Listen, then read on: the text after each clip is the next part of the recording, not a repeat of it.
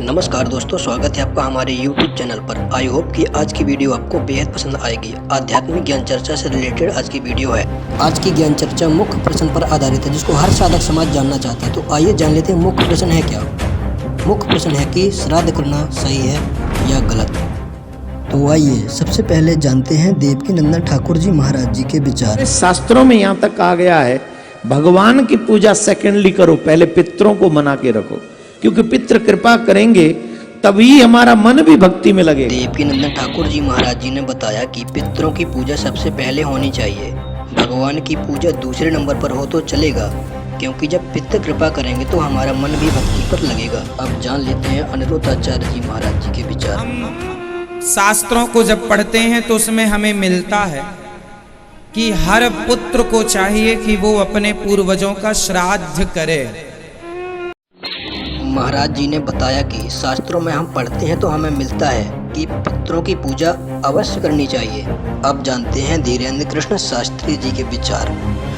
पितृपक्ष में पितरों के निमित्त जरूर जियो। अगर अपने जीवन में शांति चाहते, कई बार पितृदोष होता है हमें पता नहीं लगता, इसलिए पितरों के निमित्त जरूर पूजा करो। महाराज जी ने बताया कि पितरों की पूजा जरूर करनी चाहिए, उनके निमित्त उनको जरूर पूजें। और आइए अब जानते हैं संत रामपाल जी महाराज जी के विचार। तो महाराज जी बताइए कि श्राद्ध पूजा सही है या गलत।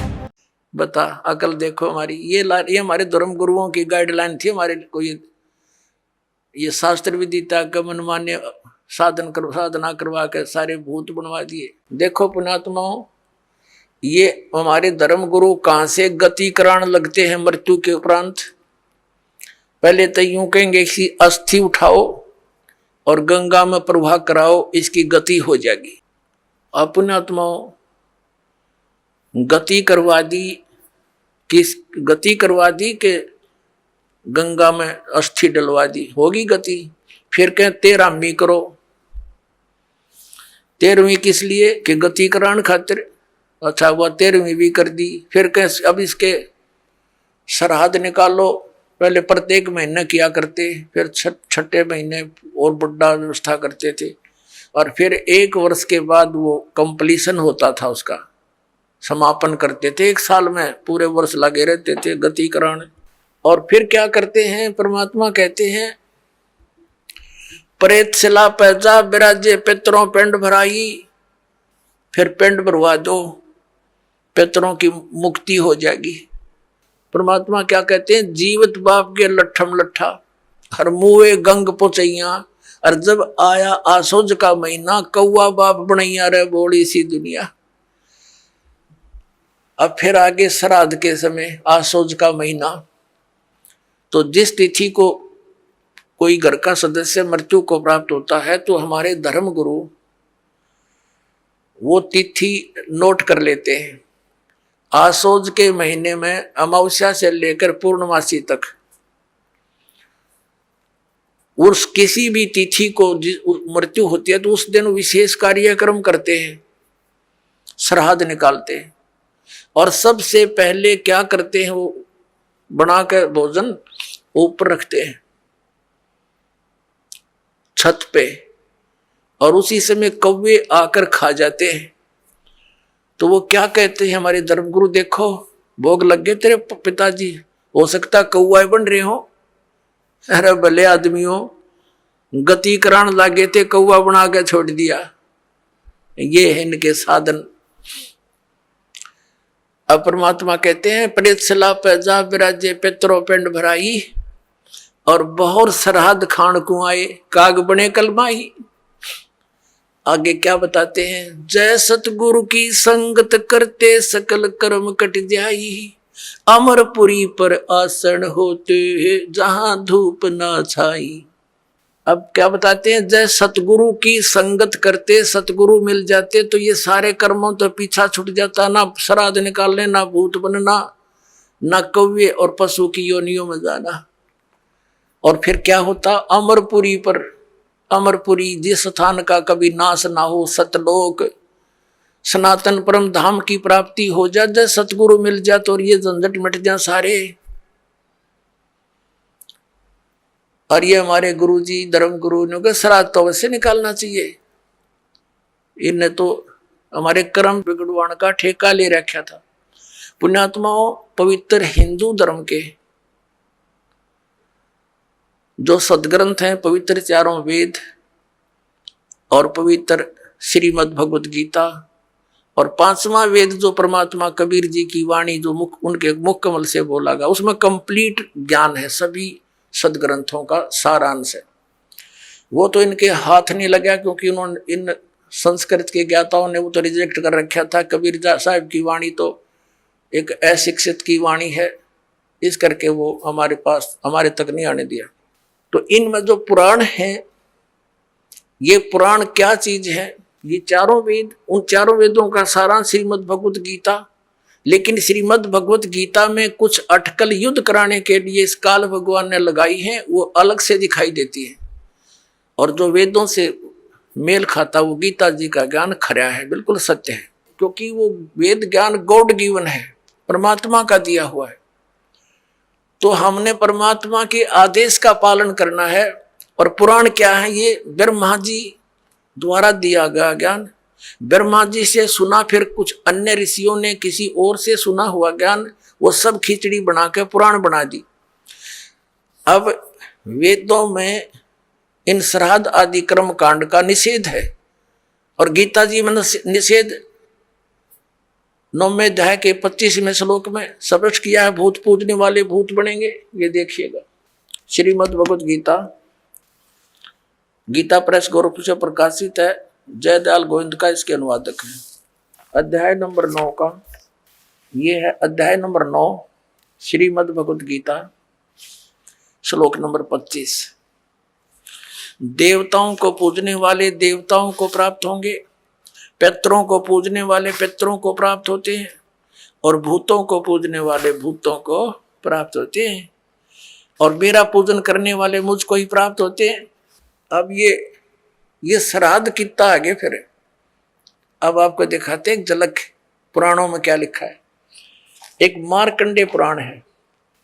एक रुचि नाम के ब्राह्मण थे, ऋषि, और उसने वेदों को समझा पढ़ा। ये ज्ञानी आत्मा थे कि मनुष्य जीवन केवल मोक्ष प्राप्ति के लिए प्राप्त होता है, इसलिए उसने ना तो विवाह कराया, ब्रह्मचारी पद पर रहते हुए 40 वर्ष की उम्र हो गई थी, और अपना जंगल में वन में रहता था, कोई मकान झोंपड़ी भी नहीं डाल रखी थी।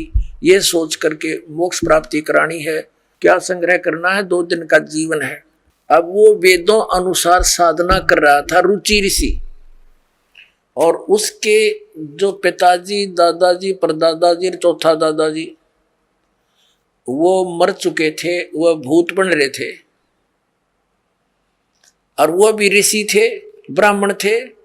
उनने भी ये कर्म कांड करे और करवाए थे, तो भूता बनेंगे वह। तो वो चारों दिखाई दिए और कहा, बेटा तूने विवाह क्यों नहीं करवाया? विवाह करवा के तुम हमारा श्राद्ध करता है और हमारी गति हो जाती। अब रुचि कहने लगा कि पितामहो, वेद में तो ये मना कर रखा है, ये श्राद्ध श्रुद्ध निकालना, ये कर्म कांड करना, ये तो मूर्खों का मार्ग है। और वो पितर भी कहते हैं, बेटा है तो ऐसा ही, इसमें कोई संदेह नहीं, मिथ्या नहीं है, सच्चाई है। लेकिन हमारा क्या होगा? एक तुम बाढ़ में जाओ, थारा क्या होगा? आप मरे, अरे पुत्र और मरवाने के लिए तैयार करे। या देखो मार्कंडेय पुराण, ये गीता प्रेस गोरखपुर से प्रकाशित है। गीता प्रेस गोरखपुर से प्रकाशित है। ये गीता प्रेस गोरखपुर से प्रकाशित है। ये 242 पृष्ठ पे संक्षिप्त मार्कंडेय पुराण, रोच्य मुनि की उत्पत्ति कथा। मार्कंडेय जी कहते हैं कि ब्राह्मण, पूर्व काल की बात है, प्रजापति रुचि ममता और अहंकार से रहित इस पृथ्वी पर विचरते थे। उन्हें किसी से भय नहीं था, वे बहुत कम सोते थे। उन्होंने न तो अग्नि की स्थापना की थी, न अपने लिए घर ही बना रखा था। वे एक बार भोजन करते और बिना आश्रम के ही रहते थे। उन्हें सब प्रकार की आसक्तियों से रहित एवं मुनिवर्ती में रहते देख उनके पितरों ने उनसे कहा, ये देखिए ये चारों आगे भूत बन रहे, ये देखो, ये रुचि ऋषि है, ये इनके पहले बने हुए वो पंडित जी सारे भूत पूज का भूत बन गए। अब ये दिख गए इसने सारे इकट्ठे। पितर बोले, बेटा विवाह स्वर्ग और अपवर्ग का हेतु होने के कारण एक पुण्यमय कार्य है। ये तो इन पितरों के वचन हैं, ये तो पितरों के वचन है जो अपनी सलाह दे रहे हैं। अब देखना, उसे तुमने क्यों नहीं किया? ग्रस्त पुरुष समस्त देवताओं, पितरों, ऋषियों और अतिथियों की पूजा करके पुण्यमय लोकों को प्राप्त करता है। वह सभा के उच्चारण से देवताओं को, शब्द से पितरों को तथा अन्नदान, बलि, वैष्णदेव आदि से भूत आदि प्राणियों एवं अतिथियों को उनका भाग समर्पित करता है। बेटा, हम ऐसा मानते हैं कि गृहस्थ आश्रम को स्वीकार न करने पर तुम्हें इस जीवन में कलेश पर कलेश उठाना पड़ेगा तथा मृत्यु के बाद और दूसरे जन्म में भी कलेश ही भोगना पड़ेगा। रुचि ने कहा, पितरगण, परिग्रह मात्र ही अत्यंत दुख एवं पाप का कारण होता है तथा उसे मनुष्य की अधोगति होती है, उससे मनुष्य की अधोगति होती है। यही सोचकर मैंने पहले क्षत्रिय संग्रह नहीं किया।